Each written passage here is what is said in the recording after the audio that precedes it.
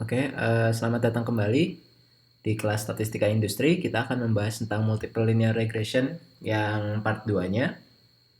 Kemarin kita sudah membahas sampai terakhir itu Inference in Multiple Linear Regression ya. Jadi bagaimana menafsirkan si tabel ini, termasuk ada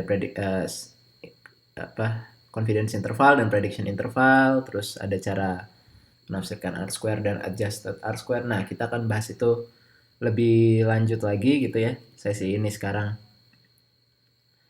Oke, nah jadi kalau kita lihat ya,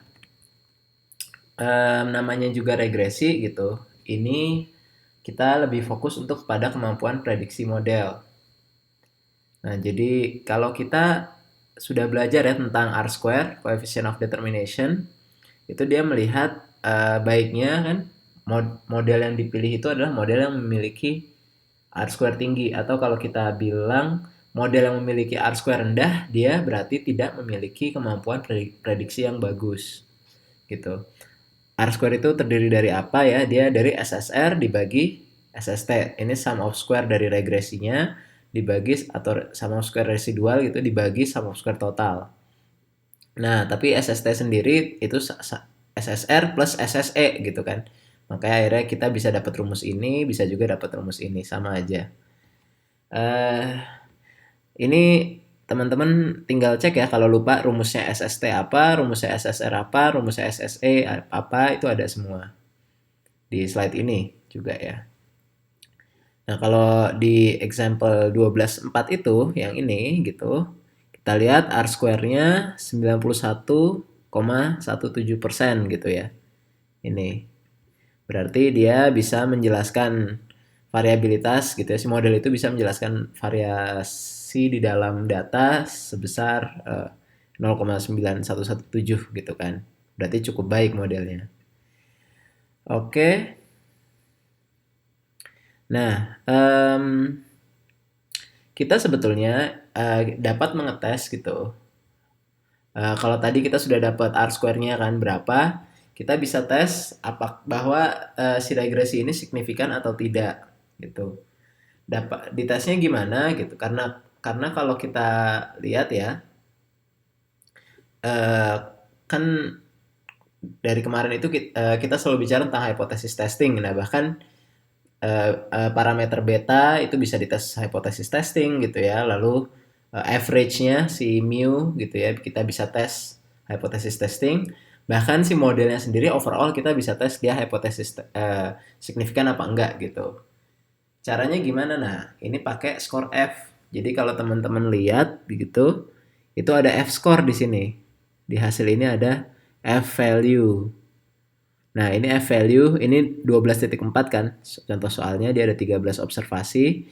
F value-nya 30,8. F value itu asalnya dari mana ya? Asalnya adalah SSR dibagi jumlah variabel unik dibagi SSE dibagi N minus K minus 1. Jadi intinya adalah sum of square regresi dibagi degree of freedom-nya dibagi sum of square error dibagi degree of freedom-nya. Karena ini kan degree of freedom-nya si sum of square error gitu. Kalau sum of square total, degree of freedom-nya adalah si ini tambah si ini. Jadi N minus 1 kan gitu.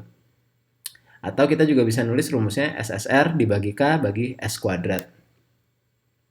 Nah, tentu saja kita kalau namanya kita bisa lihat ya bahwa p value-nya di sini kan dia lihat nih p value-nya 0 kecil gitu ya. Ingat artinya p value kecil, modelnya signifikan gitu kan. Hipotesis nolnya selalu dia tidak signifikan. Hipotesis alternatifnya hipotesis 1 bilang model ini menjelaskan data gitu ya. Berarti model signifikan. Kalau kita lihat p value kecil, tandanya adalah model betul-betul signifikan. Gitu. Jadi si tiga itu kalau melihat dari p value kecil gitu. Kita juga bisa ngelihat selain dari p gitu, kita bisa ngelihat dari perbandingan nilai f-nya. Kan biasanya juga kita bandingin nilai p value, kita bisa lihat z-nya. Kalau p value signifikan itu lebih kecil kan dari 0,05 dari alfa. Kalau z gitu ya, dia harus lebih besar dari z alfa. Ingat ya. T juga gitu kan. T harus lebih besar dari T alpha baru dibilang signifikan. Jadi kebalik sama p value dan alpha hubungannya. Sekarang kita lihat gitu ya. Kalau untuk F ini dia dibandingkan sama apa gitu. Nah, si F yang sudah dihitung ini dibandingkan F alpha. Nah, ingat kalau F dia parameternya ada berapa? Ada itu ya. Ada 2 kan degrees of freedom yang dia cari. Jadi ini kalau saya nulis F gitu ya, ini alfanya 0,05. Di sini ada degrees of freedom 1, ada degrees of freedom 2. Oke. Nah, ini ada koma tengahnya ya. Nah, alfanya 0,05, jadi teman-teman bisa lihat di distribusi F gitu.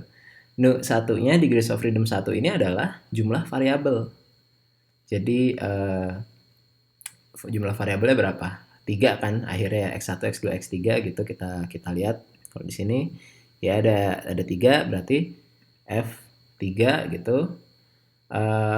Lalu kita juga bisa lihat F degrees of freedom 2-nya itu adalah si ini ya kan, sorry, jadi oke. Ya kehapus juga. Oke, jadi intinya degrees of, saya udah nulis di atas sebetulnya nih, jadi nilai F ini harus dicek gitu apakah dia lebih besar dari F 0,05, K sama dengan 3 gitu ya. Degrees of freedom keduanya adalah N minus K minus 1, K nya 3 gitu, N nya ada jumlah observasi 13. Jadi 13, kurangi 3 kurang 1. Jadi kita nyari kalau di tabel itu F 0,05 dalam kurung 3,9. Itu nilainya 3,8. Ini kalau saya tulis ini 3,86. Kalau teman-teman mau ngecek gitu ya. Nah, 3,86 karena dia lebih besar gitu. Maka F lebih besar dari F alpha ini, maka dia signifikan. Gitu. Nah, sekarang kita belajar sedikit, nah, namanya overfitting. Nah, jadi kita tadi sudah establish ya bahwa model signifikan itu bagus, tapi tidak menutup kemungkinan apa? Mungkin terdapat model regresi linear lain yang dapat menjelaskan fenomena yang sama juga gitu. Jadi itu tuh bukan satu-satunya gitu. Kita bisa gitu memodifikasi model yang sudah ada menjadi lebih efisien dan tetap bisa jelasin fenomena yang sama. Dan model dapat ditingkatkan efektivitasnya gitu. Bagaimana cara meningkatkan efektivitas? Penambahan variabel atau pengurangan variabel. Kalau teman-teman mau nambahin variabel, dia harus berkontribusi sama R square-nya. Jadi selisih sum of square yang naik gitu ya harus lebih besar dari sum of square regresi yang naik gitu ya. SSR harus lebih besar daripada SSE-nya yang naik gitu. Baru itu variabelnya berkontribusi. Pengurangan variabel gimana? Ya berarti kalau kita mau mengurangi variabel, misalnya dia dikurangi satu variabel gitu ya. Kalau SSR-nya turun sedikit tapi SSE-nya turun jauh gitu, itu berarti kan sangat baik ya, tapi itu biasanya nggak mungkin karena dia udah pakai ordinary least square. Jadi kita mengurangi satu variabel tapi kemudian dia menjadi lebih efisien modelnya. Kayak misalnya gini, karena kemarin juga pas minggu lalu ada yang bicara tentang R square adjusted. Intinya adalah kalau kita mau menambah atau mengurangi variabel dari sebuah model linear, kita nggak bisa membandingkan R square karena begitu kita kurangin X3 pasti R square akan turun. Jadi yang bisa kita bandingkan apa? Kita bandingkan R square adjusted-nya, yaitu adalah R square yang sudah diproporsionalkan dengan degrees of freedom barunya nanti. Gitu. Oh, pertama saya mau bilang overfitting itu apa definisinya. Jadi kalau teman-teman misalnya contoh overfitting paling gampang adalah gitu, kita itu terlalu berfokus, terlalu fitnya sangat baik terhadap data training sampai-sampai tidak akurat terhadap kondisi nyata gitu. Jadi dia variansinya kecil tapi biasnya gede. Ingat saya pernah bilang variansi sama bias. Variansi adalah bagaimana performa sebuah model dibandingkan dengan model lain terhadap data yang sama. Sementara kalau bias, bagaimana performa model dibandingkan dengan keadaan sebenarnya. gitu. Jadi kalau R-square-nya tinggi sekali, tapi kemudian karena dia saking fit terhadap data training gitu ya, dia sangat tidak menjadi akurat dengan data aktual. Contohnya gini, misalnya teman-teman mau eh, tes interview di sebuah perusahaan gitu. Lalu di perusahaan tersebut teman-teman nanya ke kakak tingkat yang udah pernah interview kerja, kak, kalau kalau misalnya di perusahaan A, si beliau itu kakak tingkatnya, untuk masuk ke situ belajar berapa jam gitu, itu variabel pertama. Apa yang dipelajari, variabel kedua. Lalu nanya juga gitu, pakai baju apa saat ujian, datang jam berapa saat ujian gitu. Nah, kalau teman-teman nanya seperti itu dan ngikutin plek dari kata-kata kakak tingkatnya seperti apa gitu, itu contoh overfitting. Padahal data yang teman-teman dapat itu bisa jadi berbeda di kasus teman-teman nanti saat interview gitu. Karena kan itu data yang teman-teman ambil dari kakak tingkat kan sampel. Bisa jadi itu data tahun lalu gitu, kondisinya sekarang berbeda gitu. Jadi yang karena kita lebih concern ke arah prediktif, sebenarnya R square itu eh, jangan sampai kita pengen R square tinggi tapi dia jatuhnya overfitting. Saking dia menjelaskan data sampel dengan baik, tapi dia jadi menjauh dari keakuratan dengan data dari populasi sebenarnya gitu. Itu contoh overfitting. Emang sedikit abstrak ya, tapi nggak apa-apa. Intinya adalah kita ingin bisa mengurangkan atau menambah variabel gitu dan membandingkan sesudah sebelumnya dengan adjusted R square. Masih ingat kalau di slide sebelumnya R square-nya berapa? Dia bilang R square-nya 0,9117. Nah, sekarang gitu ya, kita bisa tadi 9117 kita bisa kurangin variabel 3x3. Begitu dikurangin, R square-nya menjadi 0,9087. Mungkin insting pertama kita bilang itu R square-nya turun. Kalau gitu jangan dikurangin variabel x3. Tapi kalau kita hitung R square adjusted gitu ya, R square adjusted di awal, ini ketika masih ada 3 variabel, saya tulis ya di sini masih ada 3, dia nilainya adalah segini, 0,88. Tapi begitu dia dikurangi menjadi hanya 2 variabel, dia R square menjadi 0,89. Jadi ternyata ada peningkatan dari dia 3 semula menjadi 2. Kenapa bisa seperti itu? Tentu saja ini karena ada perbedaan tadi proporsi antara sum of square dan degrees of freedom-nya. Jadi sum of square si errornya mengecil gitu ya. Dan dia juga meskipun dia bertambah kan di sini dari 38 menjadi 40, tapi pembaginya berkurang gitu. Pembaginya bertambah sehingga total nilai yang di atas ini pembilangnya menjadi mengecil. Karena penyebutnya nilainya sama nih 36,5.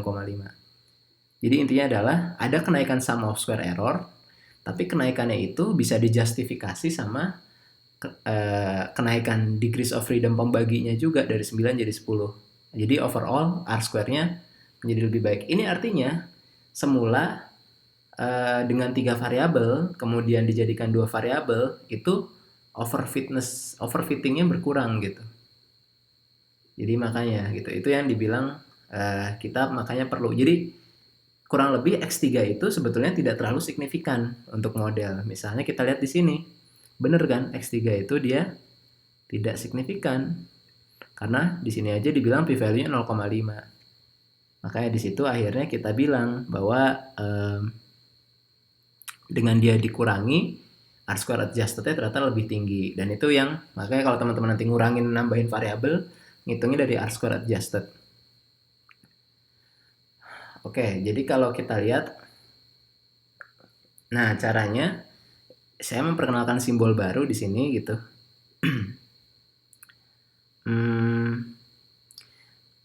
R dalam kurung beta 1 beta 2 ini adalah sum of square untuk ketika variabel x1 dan x2 saja yang dihitung. Jadi jangan bingung ya gitu.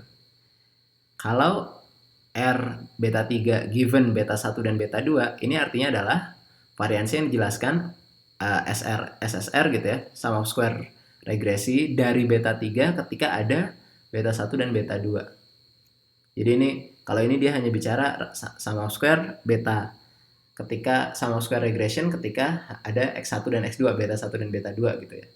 Nah, ini sum of square beta 3 given beta 1 beta 2 adalah seberapa banyak kontribusi X3. Makanya rumusnya adalah sum of square semula gitu ya.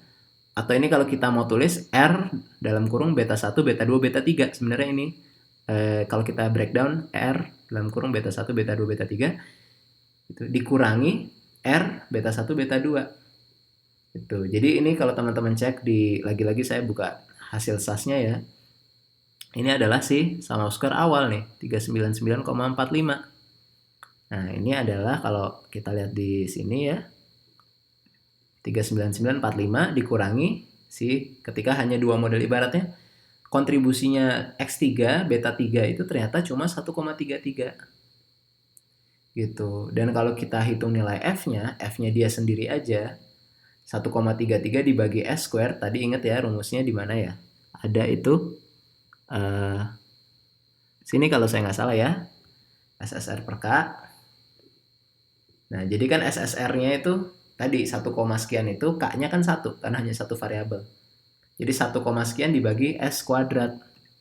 Hasilnya adalah 1,33 ini dibagi 4,2 adalah 0,309. Kita bandingin sama apa? Sama F alpha. F alpha gitu. Jadi kalau ada F alpha-nya kan degrees of freedom-nya berapa? Degrees of freedom satunya kan karena dia K kan. K itu hanya ada satu variabel di sini. Jadi kalau tadi K-nya 3 karena ada 3 variabel, ini hanya satu. Saya tulis 1 gini. Lalu degrees of freedom keduanya itu jumlah observasi dikurang K dikurang 1. Jadi ada 13 dikurang 1 dikurang 1 jadi 10. Enggak, 11 ding, 11. 1,11. Alfanya 0,05. Ini adalah berapa? 4,84 kalau teman-teman cari di tabel 4,84. Karena ini lebih kecil, makanya kita bilang dia tidak signifikan, berarti H0 diterima. H0-nya adalah bahwa beta 3 itu sama dengan 0. Jadi makanya beta 3 itu bisa dihilangkan. Jadi bandingin sama F alfanya, begitu. Nah, sekarang kita generalisasi. Tadi kita udah lihat satu contoh, ada X3 kita drop gitu kan, jadi hanya X1, X2 saja. Jadi intinya kalau kita mau ngedrop misalnya XI, misalnya beta 1, X1 lah. Maka kita harus melihat si betanya gitu ya, selisih sum of square residual yang dijelaskan oleh si beta itu. Misalnya kita mau ngedrop X1, maka di sini adalah B1 sum of square residual dari regresi dari B1 ketika ada B2 dan seterusnya. Ini adalah sum of square semuanya beta 1 sampai beta K dikurang beta 2 sampai beta K. Jadi ini kan selisihnya kan. Nah, hipotesisnya kita define hipotesis 0 adalah beta 1 sampai dengan 0. Jadi kalau dia nggak signifikan ini diterima. Hipotesis satunya adalah dia tidak sama dengan 0, bisa jadi negatif, bisa jadi positif, karena signifikan itu bisa jadi mengurangi, menambah nilai Y kan gitu. Nah ini yang nanti kita hitung kayak tadi. Lalu kita bandingkan nilainya sama si F alpha ini. Nah kalau di contoh yang tadi ini sudah kita hitung 0,309 ya. Lalu si F alfanya tadi 4,84 gitu. F 0,05 1,11, makanya tidak signifikan dan yang diterima adalah H0 kan gitu. Nah, kita juga bisa ngecek, tadi kan hanya satu variabel. Kalau kita balik sedikit, ini hanya satu variabel yang kita cek signifikansi. Misalnya teman-teman mau ngedrop 2, beta 1 dan beta 2. Bisa juga, jadi dilakukan beta 1, beta 2, otomatis yang dihitung di sini langsung sum of square residualnya dari si beta 1, beta 2. Gitu ya, given beta sisanya gitu. Tapi dibagi 2, karena K-nya kan ingat kan, sum of square regresi dibagi K dibagi S kuadrat karena dia ada 2 variabel, jadi dibagi 2 di sini. Jangan lupa, biasanya orang karena dia ini include langsung 2 variabel, dia lupa dijadiin 2 gitu. Nah, jadi seperti itu ya, sum of square total saat semua masih full dikurangi sum of square SSR dari si beta 3 sampai beta K saja. Gitu. Ini dibagi 2 lalu dibagi S kuadrat. Oke, kurang lebih gitu. Jadi memang Gimana caranya kita dapat sum of square-nya beta 3 sampai beta k? Ya otomatis ini kita ngeran si least square-nya berkali-kali gitu. Ngeran least square saat dia masih utuh, semuanya include. Ngeran saat sudah beta 1, beta x1, x2 udah nggak ada gitu. Itu kita run 2 kali. Ini dibandingkannya sama apa? Karena di sini k-nya ada 2, tadi kan k-nya 1, jangan lupa juga f alfanya juga jadi 2 di sini.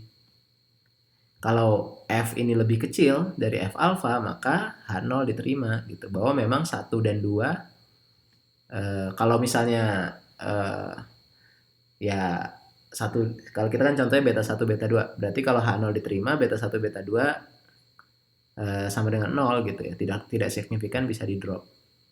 Nah sekarang dia mau nyontohin example 12.4 gitu. Sampel 12.4 akan dites dengan hipotesis ini. Jadi uji hipotesis berarti kan tinggal diganti aja nih, kebayang H0 nya sama dengan beta 2 sama dengan beta 3 sama dengan 0. Atau alternatif hipotesisnya beta 2 dan beta 3 tidak sama dengan 0.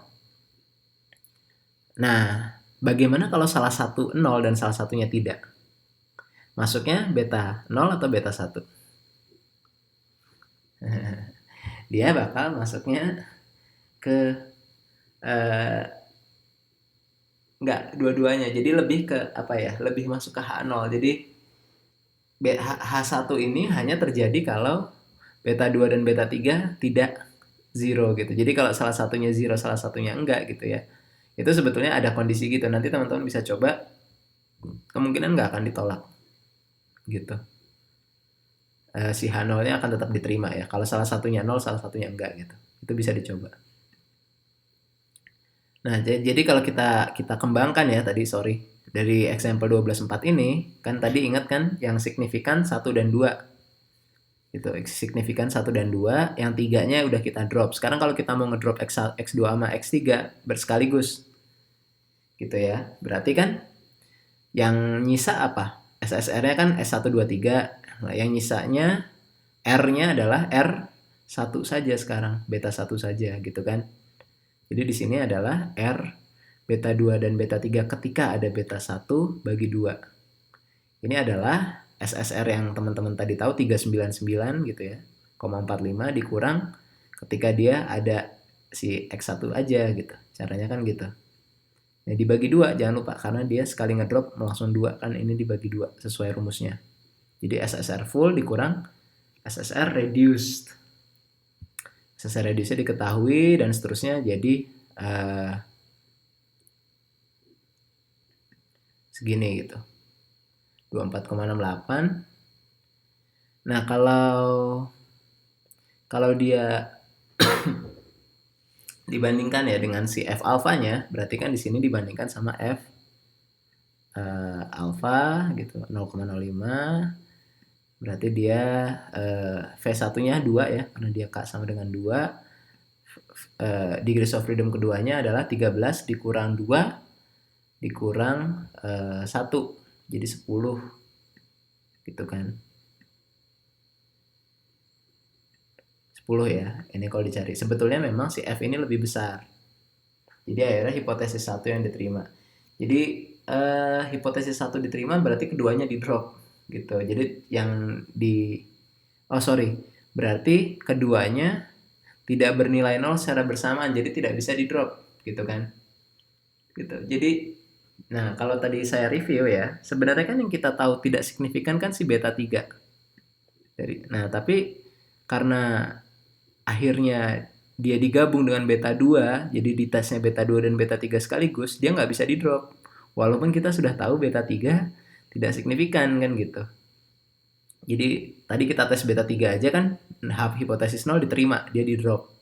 Tapi begitu kita tesnya bareng, jadi tetap nggak bisa di drop, jadi X1, X2, X3 gitu. Karena F lebih besar dari F alpha kan gitu. F lebih besar dari F alpha, maka H1 diterima bahwa betanya itu tidak sama dengan 0, jadi tidak bisa di drop. Gitu. Di H1. Oke, itu kalau kita ngomong tentang ngedrop dan nambah variabel gitu ya. Ini nanti akan direview lagi di pemilihan variabel di akhir, jadi jangan lupain dulu. Next kita ke categorical variable gitu. Kadang namanya regresi ya tidak semuanya bersifat numerik.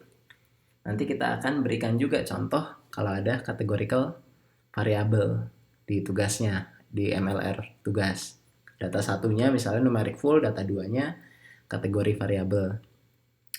Misalnya apa kategori variabel? Misalnya kita bicara tentang sebuah percobaan kimia. Proses yield ini adalah Y, lalu X1-nya adalah waktu reaksi, dan itu adalah numerik ya, continue.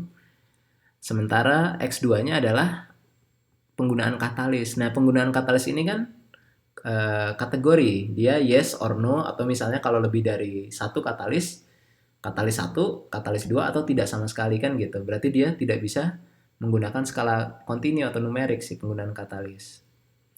Contoh lainnya kalau kita harga rumah gitu kan, kita selalu bicara luas bangunan ini numerik, luas tanah numerik, umur masih numerik gitu ya, kontinu semua. Daerah gitu, begitu bicara daerah, Jakarta atau luar Jakarta, perkotaan perdesaan itu kan kategori. Makanya ketika bicara daerah itu udah kategori. Nah, kalau kita bicara biomedis juga keberhasilan misalnya dalam persentase, berdasarkan umur dia numerik, tekanan darah numerik, nah gender dia kategori. Jadi banyak hal yang kalau kita lihat itu nggak bisa full seperti yang teman-teman lihat kemarin gitu ya. Gabungan X1, X2, X3 semuanya numerik atau pada kategorinya. Even nanti kalau teman-teman bicara big data, data analytics, bahkan lebih banyak categorical variable kadang daripada si continuous variabelnya begitu. Nah, ini kita mau ngambil contoh ya. Misalnya tadi reaksi kimia Y-nya itu yield, berarti kan sesuatu yang continue. X1 temperatur berarti dia continue. X2 waktu reaksi itu masih continue. Misalnya kita mau menghitung gitu sebuah indikator variabel X3 gitu ya, atau kita bilang independen variabel ketiga gitu, Z untuk indikator ada enggaknya katalis. Kalau dia 0 maka dia katalis 1, kalau dia 1 maka dia katalis 2 gitu. Ini binary kan, dua situasi. Maka dia modelnya akan menjadi seperti ini, ada intercept tetap, lalu dia ada X1 continue, X2 continue. Nah, ini adalah si categorical variable, dia nilainya 0 atau 1 gitu. Gitu. Nanti tetap kita bisa tes pakai Minitab, pakai apa gitu ya. Kita lihat B3-nya signifikan apa tidak. Nah, kalau kita punya L kategori, maka model akan memiliki L-1 model terms. Jadi di sini contohnya kita punya dua kategori kan. Katalis 1 dan katalis 2. Ada 2, maka model terms yang untuk kategorinya hanya 2 minus 1, hanya 1. Hanya segini aja. Karena kan dia tidak ada pilihan tidak pakai katalis. Dia hanya katalis 1, katalis 2, berarti 2 minus 1 hanya 1. Gitu. Kalau teman-teman misalnya lihat contoh lain di sini ada 3 kategori. Misalnya pakai katalis 1, pakai katalis 2, dan tidak pakai katalis gitu ya. Ini kondisi ketiga. Maka dia jadi ada 3 dikurang 1, jadi ada 2 terms. Ini termsnya.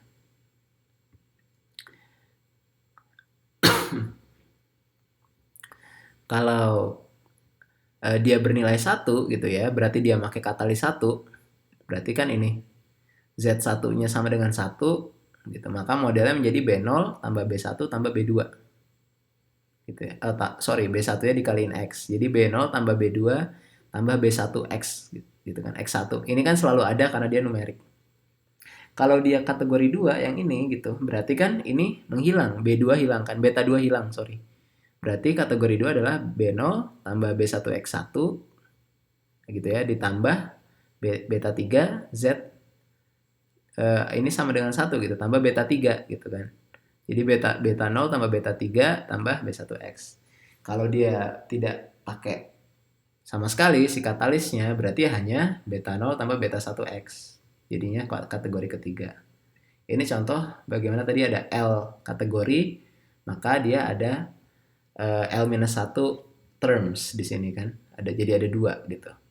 Biasanya nanti dikasih tahu kalau ada katalis, 2 katalis bisa jadi tuh 2 kategori bisa jadi 3. Atau bisa jadi 4.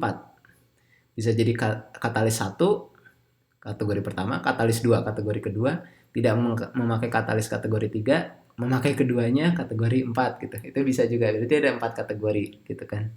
Jadi bisa ada 3 terms untuk 2 katalis. Jadi jangan langsung jumlah katalis kurang 1 gitu, jangan. Gitu.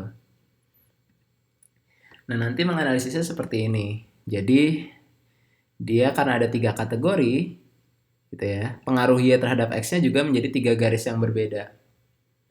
Jadi kategori 1 kalau pakai dia kalau menggunakan katalis 1 gitu ya. Ini berarti pengaruh Y terhadap X. Kalau dia menggunakan katalis 2, pengaruh Y terhadap X-nya seperti ini. Kalau dia tidak menggunakan katalis sama sekali gitu, 0,0 tadi kan pengaruhnya seperti ini. Ya berarti dapat dilihat kalau dari sini kesimpulannya apa? Katalis 1 adalah yang paling baik gitu kalau kita mau meningkatkan yield. Katalis 1 dan X1-nya dimaksimalkan gitu. Maka dia akan ada titik ini. Paling jelek adalah di sini kan kalau kita tidak pakai katalis dan X-nya X1-nya jelek gitu kan. Maka dia akan yieldnya rendah di sini. Tapi kalau bagus dia di sini. Gitu cara membacanya ya. Oke, sekarang kita ke contoh soal. Nah, di sini kita mau memprediksi gitu amount of suspended solid gitu. Ini dependent variable kita bagaimana dia dipengaruhi atau memiliki hubungan dengan pH. Ini berarti dia continue ya. Dan kategori polimer gitu. Ada 1 2 3. Nah, di sini kelihatan datanya sama nih 1 2 3 jumlah datanya kan. Bagaimana kalau berbeda? Nah, itu untuk bab berikutnya. Oke, sekarang dia ada 3 kategori gitu. Berarti termsnya ada berapa? Ada berapa? Ada 3 minus 1 jadi 2. Nah, gini kita lihat kan. Jadi ada 2 terms kategorikal dan 1 untuk continue. Si pH-nya yang di sini. Dan ini intercept. Oke, nah berarti Z1 itu untuk polimer 1, Z2 bernilai Z1 bernilai 1 untuk polimer 1, Z2 bernilai 1 untuk polimer 2, dan kalau keduanya 0 maka dia polimer 3 kan gitu. Nah, ini nanti dianalisis ya, ada di buku gitu. Hasilnya juga dimasukin kok di slide. Nah, jadi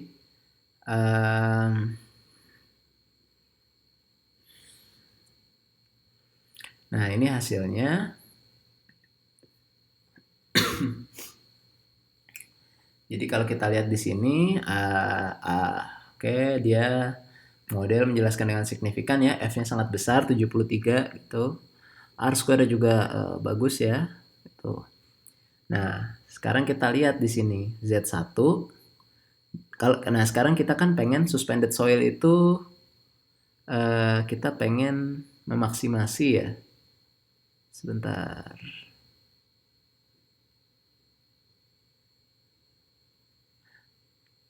Nah, jadi datanya itu higher suspended solids. Nah. Jadi memang higher is better gitu kan. Jadi, nah kalau kita lihat dari sini hasilnya ya, Z1 kan memakai polimer 1 gitu. Karena higher is better for Y gitu ya. Untuk Y-nya higher is better. Berarti kalau ini bernilai 1 kan plus 89 gitu kan. Berarti paling berpengaruh adalah si polimer 1. Kalau dia memakai polimer 2, berarti kan ini 0, Z2-nya 1 gitu kan. Maka dia jadi 27 plus 27. Jadi dari paling berpengaruh plus 489 plus 27. Dan kalau dia nggak pakai apa-apa, Z1, Z2-nya 0, berarti polimer 3 gitu kan. Dia berarti plus 0 dari segi kategorikalnya. Berarti pure hanya si X-nya aja. Dari situ kita bisa menyimpulkan bahwa yang paling efektif adalah polimer 1, lalu diikuti oleh polimer 2 dan polimer 3 yang paling tidak efektif. Melihat dari si koefisien ini gitu ya, data dari sini. Jadi lebih familiar gitu ya dengan si output dari printoutnya SAS, printoutnya R itu harus dibaca gitu. Tuh. Nah, sekarang kita mau bicara sedikit tentang categorical variable di mana terdapat interaksi antar variabel. Jadi kalau tadi kita bicara x, z, z gitu ya, ternyata di sini ada xz gitu. Jadi dia ada regressor kontinu dan indikator variabel itu memiliki interaksi. Tandanya jadinya apa? Nah, kalau yang tadi gitu ya, kondisi seperti contoh yang tadi pH dan polimer, dia tidak berinteraksi, berarti kan gradiennya sama gitu. Itu berarti gradiennya sama. Kayak misalnya ini contohnya kalau ada interaksi itu seperti ini. Gradiennya beda kan? Karena dia berarti di sini kalau misalnya Z-nya sama dengan 1 gitu ya, kita balik ke persamaan, Z-nya sama dengan 1, maka dia ada B0, beta 0, beta 1X, tambah B2, tambah beta 3X gitu. Atau kita bisa bilang beta 0 tambah beta 2 ditambah beta 1 tambah beta 3 kali X. Kan gitu. Kalau Z-nya sama dengan 1. Kalau Z-nya sama dengan 0, berarti udah tinggal beta 0 dan beta 1X. Atau kayak gini, ini kalau Z sama dengan 1, ini kalau Z sama dengan 0. Berarti gradiennya berbeda gitu. Kalau di kasus yang ini polimer, karena dia tidak ada interaksi, kalaupun kita gambar gitu ya, dia gradiennya akan sama, tinggal beda atas bawah aja, selisih konstan aja. Gitu.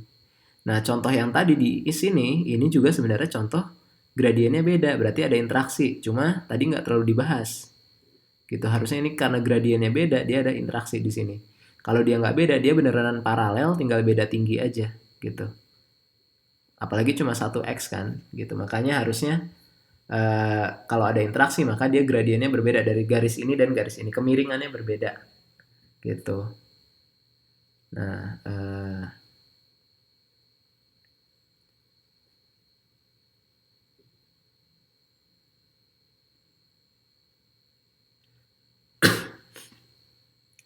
Nah, ini tentu bisa dites juga ya, karena kalau misalnya ternyata beta 3-nya nggak berpengaruh, maka dia koefisiennya identik, model menjadi paralel kembali. Tapi di sini sih terlihat bahwa dia slope-nya aja berbeda kan, gitu.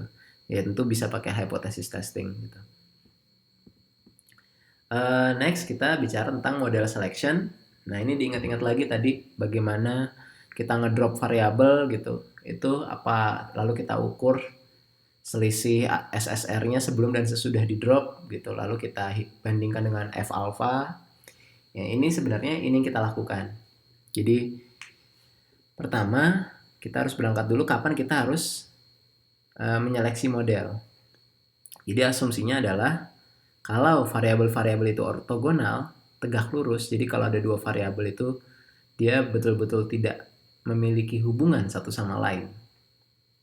Jadi kalau teman-teman misalnya ngelakuin apa ya, AHP, Analytic Hierarchy Process, misalnya membeli mobil gitu ya, kita memilih berdasarkan harga, faktor pertama, kenyamanan, faktor kedua, dan performa, faktor ketiga. Kadang orang asumsi X1, X2, X3 itu linearly independent. Tapi itu asumsi yang salah sebetulnya, karena harga dan comfort dan performance itu pasti ada korelasinya, ada linear dependency antara variabel. Makanya kadang kita harus menyeleksi model gitu. Kayak misalnya ada X1, X2, X3. Kalau X3 ternyata berkorelasi sangat tinggi gitu ya dengan X2, kita harus menyeleksi tuh, ngebuang salah satu. Karena kalau tidak ada, kalau tidak kita buang gitu ya, tetap kita tiga-tiga kita taruh, di situ ada confounding effect nanti. Dalam artian, kalau kita ada kenaikan di Y, kita susah menentukan ini yang naik, bikin naik ini X2 atau X3, karena mereka berdua kolinearitasnya tinggi, atau korelasinya tinggi. Gitu. Jadi kecuali seluruh korelasi dari semua variabel mendekati 0, kita perlu melakukan ini, model selection. Kalau memang semuanya 0 gitu ya, X1, X2, X3, X1, X2, 0, X1, X3, 0, X2, X3, 0 gitu ya, korelasinya, oke, itu model terbaik, kita nggak perlu ngebuang gitu kan. Tapi karena ada kemungkinan dia bervariasi antara -1 sampai 1 korelasinya, maka harus kita seleksi di situ. Oke, kita contohin. Kita mau memprediksi, ini semuanya continue, kita lupakan sejenak tentang categorical variable. Kita mau memprediksi panjang panjang bayi gitu ya, baru lahir berdasarkan umur, panjang saat ini mungkin infant length-nya selisih berapa hari ya. Panjang bayi saat baru lahir, X2-nya, X1-nya harinya gitu. Berat saat baru lahir dan ukuran dada saat baru lahir. Jadi ini X1 sampai X4. Masih ingat X transpose X inverse gitu ya. Saya tulis lagi biar ingat lagi. Jadi ada X transpose X inverse. Jadi, nah ini kan matriks simetri gitu ya. Kalau dia dikalikan dengan sigma square, dia menjadi apa? Ingat kan? Ada namanya covariance. Ada namanya variance. Ada namanya covariance gitu ya. Ada namanya correlation. Nah, di sini kita sudah bentuk correlation.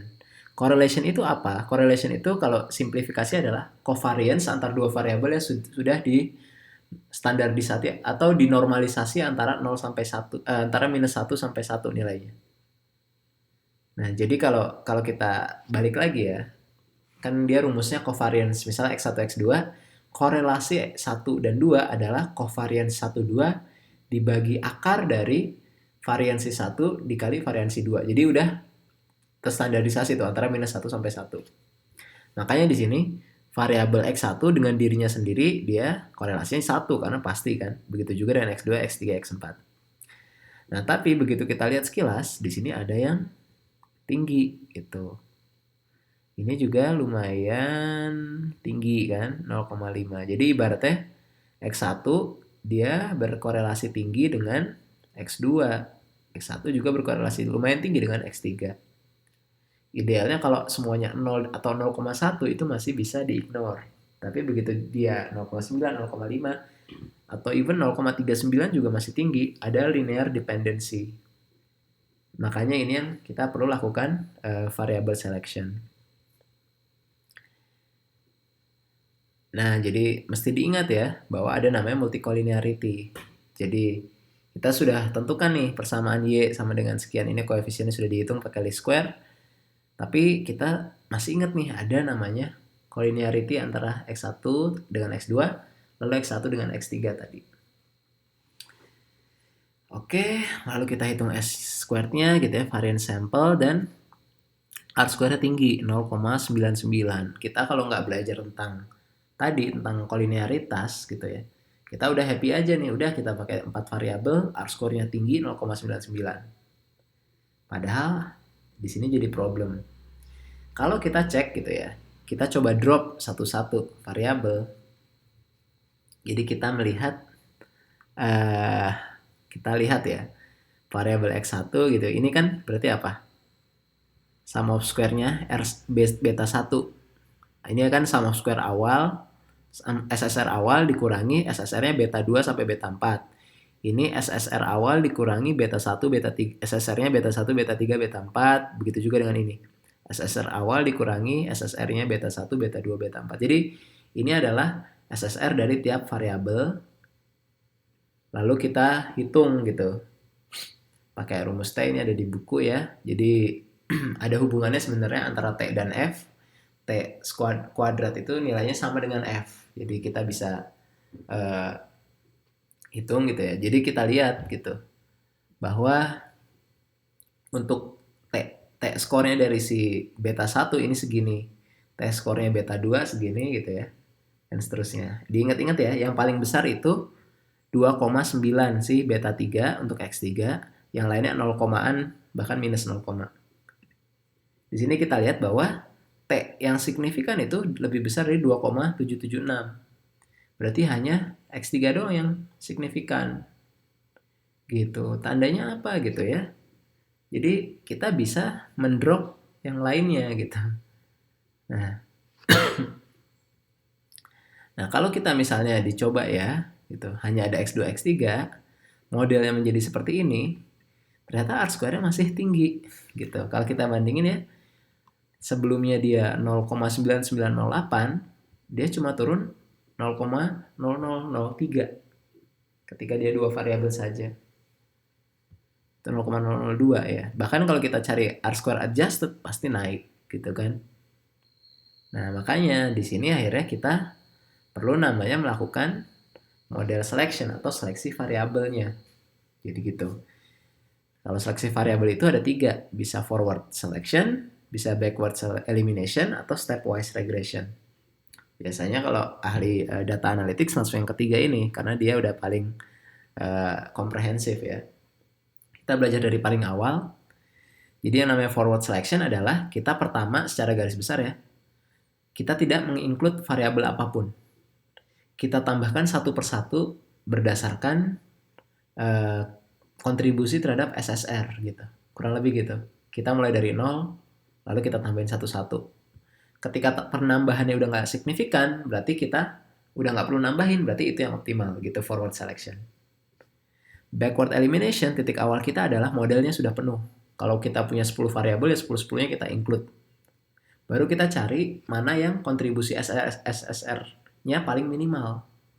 Gitu. Kalau tadi misalnya saya balik lagi ke sini sebentar, yang paling minimal berapa kira-kira? Si ini kan, ini yang paling minimal nih. Si beta 4, X4. Maka di sini nanti saya akan ngedrop si S4 dulu. X4 akan saya drop, jadi tinggal 3.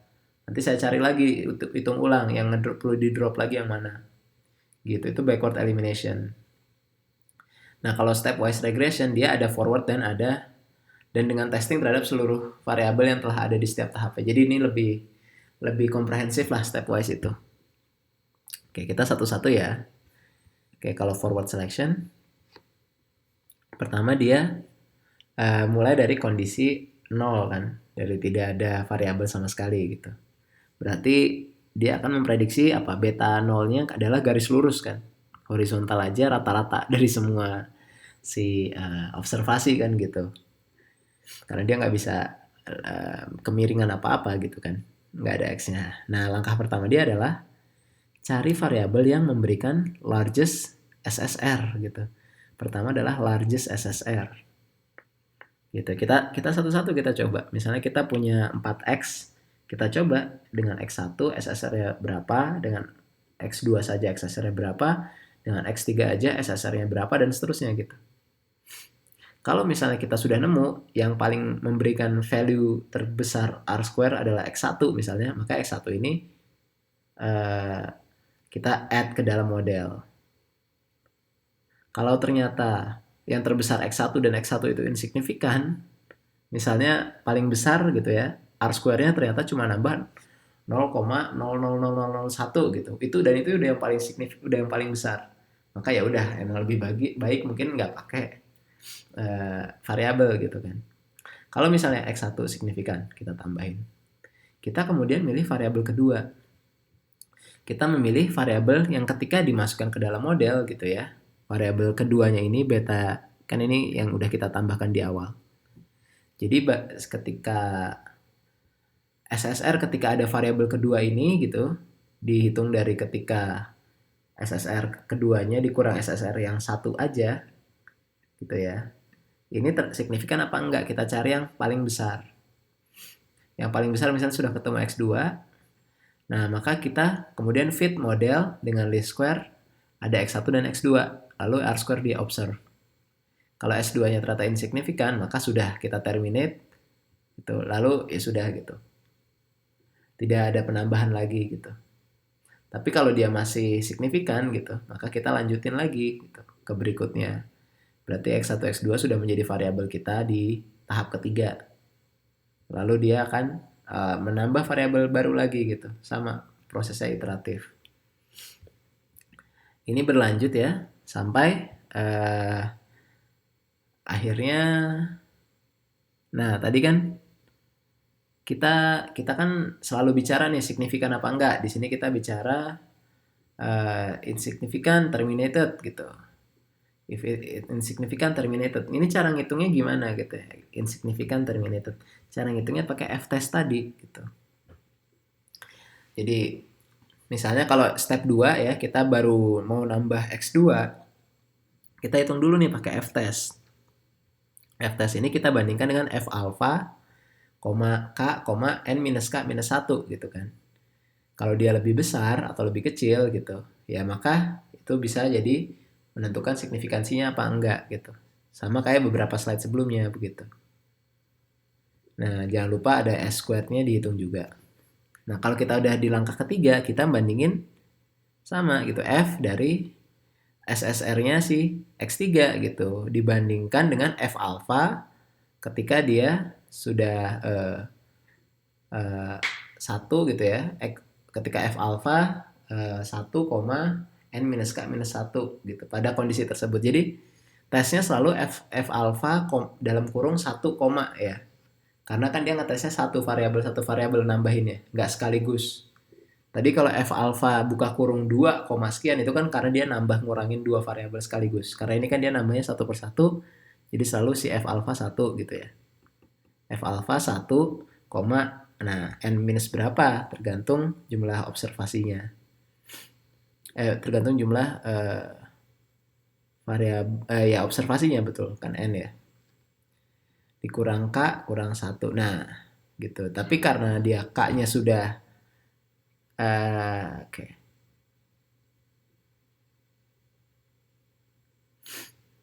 Nah, di sini kita lihat lagi.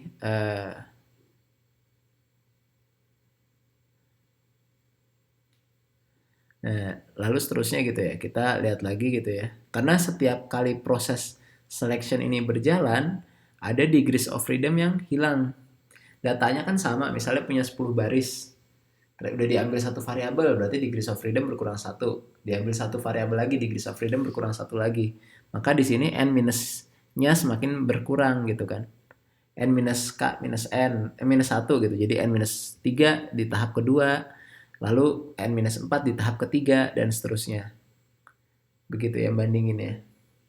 Nanti teman-teman bisa lihat gitu, kalau thresholdnya gitu, kalau di tabel, untuk 1F 0,05 gitu ya, 1 gitu, dia semakin kecil nih, si F alpha ini N minus 4 gitu ya, misalnya 1,3 sama 1,3 sama 1,4 gitu, maka dia akan semakin kecil thresholdnya gitu. Karena memang pasti nilai F-nya juga akan semakin kecil. Jadi bandinginnya ya harus dicoba sih biar lebih kebayang ya. Intinya adalah dibandingkan dengan F alpha dan ininya harus berkurang terus kan karena udah kepakai satu variabel gitu. Oke, itu yang forward selection. Kita berangkat dari 0 ditambah 1. Oke, backward selection itu cukup gampang. Jadi kita, ini simple ya. Biasanya orang pakai ini gitu. Karena dia sudah biasanya mulai dengan full model. Kayak teman-teman pasti memulai langsung semuanya di drag gitu, di Minitab. Semuanya dipakai untuk mempredik. Makanya terus kemudian dia cari pakai backward elimination. Langkah pertama gitu adalah cari variabel yang berkontribusi smallest gitu ya, SSR-nya smallest, yang sudah di-adjust yang sudah mengconsider yang lainnya gitu ya. Jadi teman-teman lihat mana yang kira-kira kontribusinya paling kecil. Kalau tadi forward selection kan dari mulai yang paling besar ditambahin, paling besar ditambahin. Kalau backward elimination yang paling kecil dikurangin gitu. Gitu. Misalnya yang pertama adalah X2, maka X2 akan dikurangi gitu kan. Berikutnya tinggal sisa X1, 3, 4, 5. Dikurangi, dilihat lagi mana yang paling kecil. Misalnya sekarang X5, X2-nya udah nggak ada kan, maka dia X5 dikurangi gitu. Nah, setiap step sama kayak forward selection tadi dilakukan f-test juga gitu. Lalu akhirnya diulangi terus sampai dilihat kapan dia memperoleh, ada stopping conditionnya gitu ya. Sampai kapan kira-kira udah paling optimal si R-square adjusted-nya. Gitu. Karena kita nggak, kalau kita ngurangin sudah pasti R-square-nya kan berkurang. Makanya kita bandingkan sama R-square adjusted, berarti sum of square regression adjusted juga yang kita pakai. Jangan sum of square regression yang biasa. Yang sudah diproporsionalkan dengan degrees of freedom yang berkurang tadi. Degrees of freedom yang ya berkurang tadi. Next. Nah, ini stepwise regression. Nah, dia seperti melihat segala kemungkinan. Sebenarnya begitu ya. Pertama dia melihat SSR-nya. SSR untuk, jadi dia mulai dari 0. Dia mulai dari 0, berarti kan model ditambahkan satu variabel. Kalau dia nambahin X1 saja, maka nilainya ini. X2 saja, maka nilainya ini, dan seterusnya. X3 saja, maka nilainya ini, dan X4, maka nilainya ini. Itu SSR. Dicari kemudian, mirip-mirip forward sih, dicari yang paling large, yang largest gitu ya. Berarti sih X1 kan, karena dia paling besar. Nah, terus di step-stepnya langsung dihitung ya S gitu ya, lalu dihitung F-nya. F-nya besar 60 dibandingkan sama misalnya dia punya 8 data. Karena kita punya contoh ini, pakai contoh ini ya. Ini kita lihat ya, berarti dia N minus K minus 1 kan. Jadi dia 9 observasi kalau saya nggak salah. Coba saya cek sedikit. Dia ada di halaman 478 Walpole. Dia ada 9 observasi. 9 kurang 1 karena X1 kurang 1 lagi jadi 7. Karena dia lebih besar dari 5,59 maka dia signifikan X1 ditambah. Step kedua. Nah, dia melihat ngetes gitu ya. Ketika dites satu-satu X1 dengan X2, X1 dengan X3, X1 dengan X4 gitu. Diperoleh ini gitu. Lalu dicari yang memiliki SSR terbesar, berarti yang ini kan X3 gitu. Kemudian dia tes lagi F gitu ya, 46 lebih besar, maka ditambahkan gitu. Nah, tapi terus bedanya dia juga mencari sebaliknya gitu. Sebaliknya gitu bahwa kehadiran X3 terhadap, nah ini kan kehadiran X3 ketika sudah ada X1. Nah, sekarang dicari lagi kehadiran X1 kalau udah ada X3 gitu. Jadi dua arah. Gitu. Jadi dua arah. Makanya di sini dia ibaratnya dites dua kali. Nah, gitu. Kita lihat F score-nya segini ya. Itu masih signifikan juga. Gitu. Oke, kalau kita lihat 6 dan